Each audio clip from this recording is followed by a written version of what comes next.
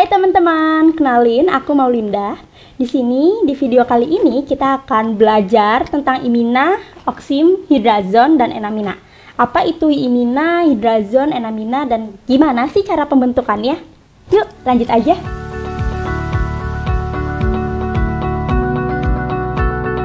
Sekarang kita akan bahas dulu apa sih gugus imina, gugus oksim, hidrazon, enamina. Nah, kita akan melihat di sini bedanya. Untuk imina sendiri itu adalah suatu gugus yang memiliki karbon yang mengikat rangkap 2 dengan N, yang N-nya sendiri itu mengikat gugus alkil atau gugus hidrogen. Nah, di sini ada gugus R-nya ya. R-nya ini bisa alkil atau hidrogen. Sementara untuk oksim itu berbeda dengan imina hanya pada gugus R-nya saja. Di mana untuk oksim itu R-nya kita ganti dengan gugus OH atau gugus alkohol. Nah, untuk hidrazon juga mirip dengan imina, hanya perbedaannya adalah gugus R-nya yang kita ganti dengan gugus amina. Entah itu amina primer, sekunder, atau sekunder ya. Nah, sementara untuk enamina itu berbeda dengan imina, oksim, dan hidrazon. Enamina sendiri itu adalah singkatan dari alkena dan amina, yaitu ada alkenanya merupakan rangkap 2 antara karbon dan karbon, dan di sebelahnya itu terdapat gugus amina. Untuk membuat imina, enamina, oksim, dan hidrazon yang kita butuhkan itu adalah karbonil. Karbonil yang kita gunakan ini adalah karbonil dalam bentuk keton atau aldehid. Dan katalis asam. Kenapa sih harus ada katalis asam? Karena di sini reagen yang kita gunakan setelahnya itu merupakan basa yang lemah, sehingga kita perlu katalis asam. Nah, untuk pembentukan imina kita gunakan amina primer. Ini adalah imina. Sementara ketika kita punya keton atau aldehid, kita tambahkan hidroksil amin atau NH2OH. Nah, yang produk yang kita peroleh itu adalah oksim. Nah, selanjutnya itu ketika kita menggunakan hidrazin atau NH2NH2, itu kita akan dapatkan hidrazon. Nah, untuk membentuk enamina sendiri yang kita perlukan itu adalah amina sekunder. Sekarang kita lihat bagaimana sih mekanisme pembentukan imina, oksim, dan hidrazon. Pertama yang kita butuhkan itu adalah karbonil. Ini kita bisa gunakan keton atau aldehid. Nah, karena kita gunakan katalis asam, apa sih sebenarnya fungsinya katalis asam sendiri? Nah, dalam gugus keton dan aldehid itu terdapat oksigen yang punya pasangan elektron bebas. Nah, pasangan elektron bebas ini akan mengambil H+, sehingga akan menghasilkan kation ini. Dan di sini kalau kita padukan dengan NH2A, A-nya di sini bisa dianggap sebagai R, OH atau NH2. Apa yang akan terjadi? Di sini N-nya ini, pasangan elektron bebas yang ada di N, itu dia akan menyerang karbon. Lalu ikatan rangkapnya dilimpahkan lagi ke oksigen untuk membentuk pasangan elektron bebas lagi. Nah, kita bisa lihat di sini oksigennya pasangan elektron bebasnya kembali jadi ada 2. Awalnya 1 jadi 2 lagi. Nah, sedangkan di sini karena N-nya itu dia melepaskan elektronnya ke C, N ini akan memiliki muatan positif. Nah, selanjutnya apa yang akan terjadi? Produk ini adalah produk yang tidak stabil, sehingga hidrogen yang ada di sini harus terdeprotonisasi. Caranya bagaimana? Di sini ikatan antara N dan hidrogen itu dilimpahkan elektronnya kepada N, sehingga menjadi pasangan elektron bebas kembali. Lalu selanjutnya dia akan menjadi ini, H-nya lepas. Nah, bisa kita lihat di sini H+ dibutuhkan dan dihasilkan kembali. Karena itu H+ itu adalah katalis. Nah, ini belum selesai karena masih ada tahap lebih lanjut, yaitu tahap dehidrasi. Nah, selanjutnya itu oksigen dari OH yang ada di sini dia mengambil kembali hidrogen dari H+. Lalu dia akan menjadi OH2+. Kita tahu bahwa OH2+ itu adalah living group yang sangat baik.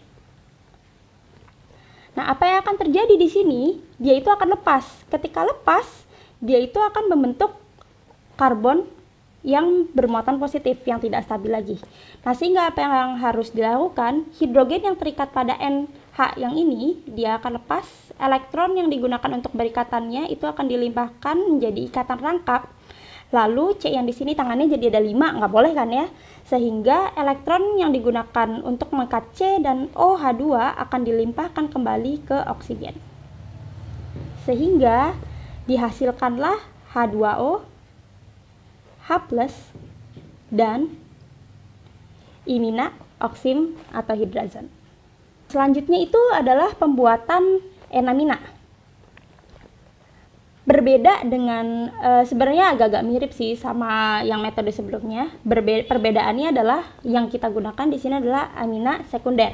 Nah, pertama yang dilakukan oleh oksigen yang ada di sini adalah mengambil H+ sehingga menjadi muatan positif.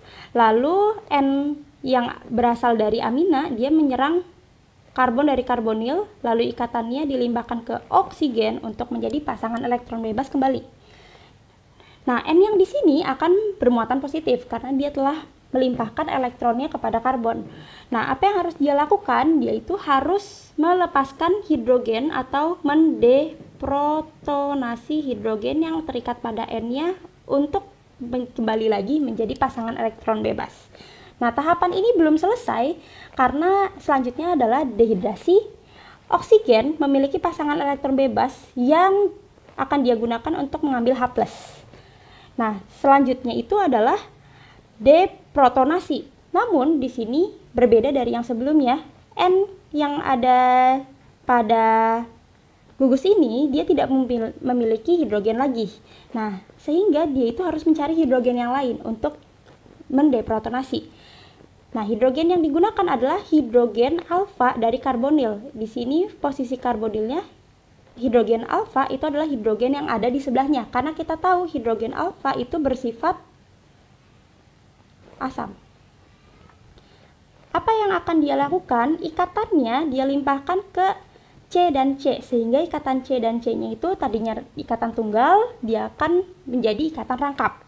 Dan OH2-nya akan lepas sebagai H2O.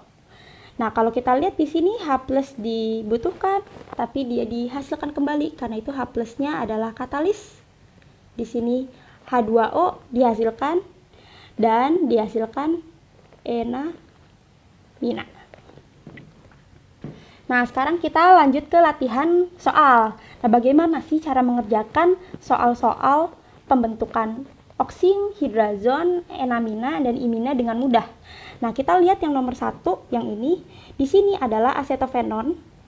Kita reaksikan dengan ini, fenilhidrazin. Nah, ini adalah fenilhidrazin karena dia memiliki gugus fenil dan gugus hidrazin. Nah, kita tahu bahwa ini gugus karbonil dan hidrazin itu akan membentuk hidrazon. Nah, N yang akan masuk itu adalah yang ini, dia mensubstitusi O yang ada di sini. Jadi kita tinggal langsung aja masukin, kita gambar dulu si fenil, karbonil, di sini CH3, lalu O-nya di sini digantikan oleh N, di mana H2-nya itu akan hilang menjadi H2O, N-nya dia mengikat NH, habis itu dia mengikat fenil lagi. Selesai. Nah, selanjutnya yang ini. Nah, ini kita memiliki karbonil keton, kita reaksikan dengan amina sekunder dengan katalis H+ ya. Nah, keton ditambah amina sekunder itu akan menghasilkan enamina. Berbeda dengan amina primer ya. Untuk enamina itu ada gugus alkenanya, ikatan rangkap C dan C. Nah, N yang ada di sini dia akan mensubstitusi oksigen yang ada di sini. Ikatan rangkapnya ada di mana? Ikatan rangkapnya ada di sebelahnya ya. H yang di sini hilang, berarti ikatan rangkapnya ada di sebelahnya sini. Nah, sekarang kita langsung saja menggambarkan bagaimana produknya. Di sini N yang ada di sini, lalu N-nya itu punya siklik 5, lalu ada ikatan rangkapnya di sebelahnya. Jadi deh. Nah, sekarang selanjutnya itu di sini kita punya gugus aldehid ya. Gugus aldehid kita reaksikan dengan NH2OH. Nah, dia itu akan menghasilkan suatu oksim. Caranya gampang juga, kita tinggal substitusi NH2-nya di sini dengan OH.